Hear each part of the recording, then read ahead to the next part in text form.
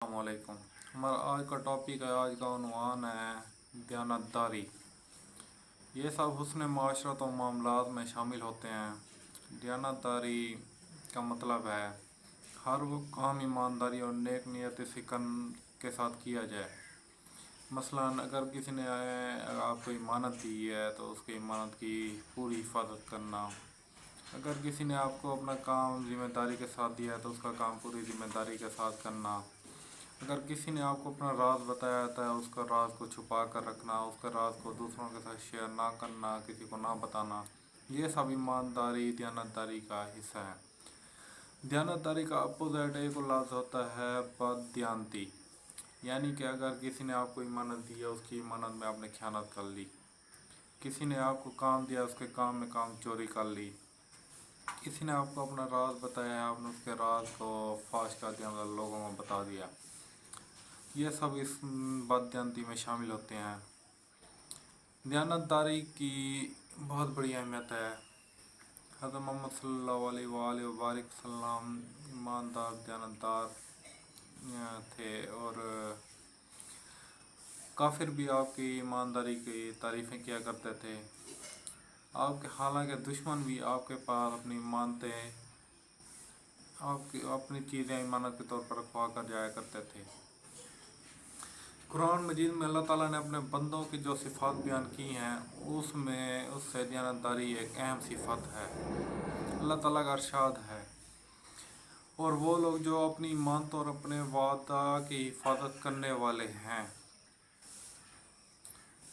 इस तरह कुरान मजीद में भी हुक्म दिया गया है कि हर काम की ज़िम्मेदारी सिर्फ उस शख्स को सौंपी जाए जो उस काम को करने की अहलियत रखता हो।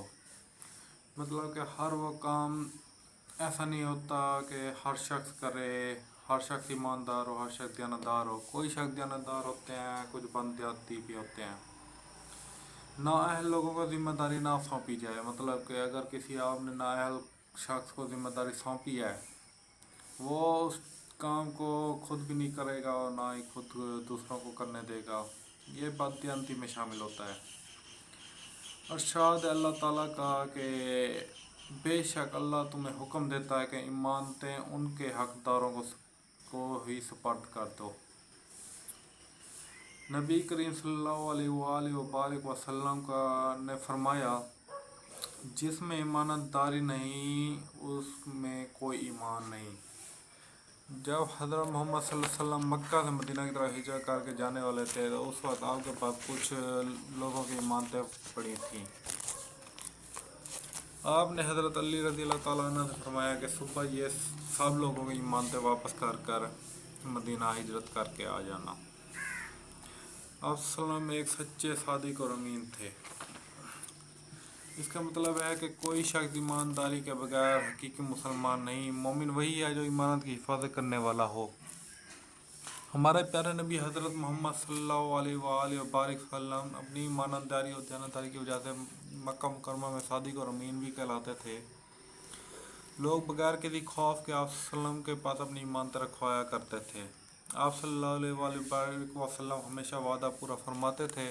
आपने कभी वादा खिलाफ़ी नहीं की। आपने जो बात की हक सच की, जो बात तय करते थे उसे पूरा करते थे। हर वक्त आप सल्लम की दयानतदारी की शोहरत थी और लोग आप सल्लम को कारोबार में अपना शरीक करने की ख्वाहिशमंद होते थे। मक्का के जितने भी लोग थे, चाहे वो काफिर थे चाहे वो मुसलमान थे, वो आप सल्लम की दयानतदारी ईमानदारी की तारीफ़ें किया करते थे, हौसला अफजाई किया करते थे। और हर शख्स की ख्वाहिश होती थी कि आप सल्लम हमारे कारोबार में हमारे साथ शरीक हों, क्योंकि हर शख्स को एक अच्छे और ईमानदार शख्स की ज़रूरत होती है जो उसके साथ चले।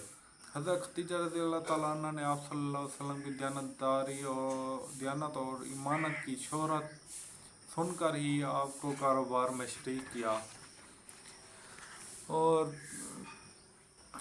आप सल्लल्लाहु अलैहि वसल्लम ने उनके साथ तिजारत भी की, जो कि एक आला कामयाबी की तरफ गई। माशरती और माशी असरात जो कि दयानतदारी और बददयानती पर आजकल हो रहे हैं। दयानतदारी की वजह से माशरे پر امن اور سکون اور خوشحالی ہوتی ہے. جو جہاں پر اگر خوشحالی ہوگی، ایمانداری دیانتداری ہوتی ہے تو اس جگہ پر خوشحالی بھی ہوتی ہے. جہاں پر بددیانتی ہوتی ہے، لوگ غلط ہوتے ہیں، وہاں پر مطلب کہ خوشی نہیں ہوتی ہے. ہر وقت غم کا سامان ہوتا ہے، کوئی نہ کوئی لوگوں کا نقصان ہوتا رہتا ہے. یہ سب کچھ ان کے اپنی وجہ کی طرف سے ہوتا ہے.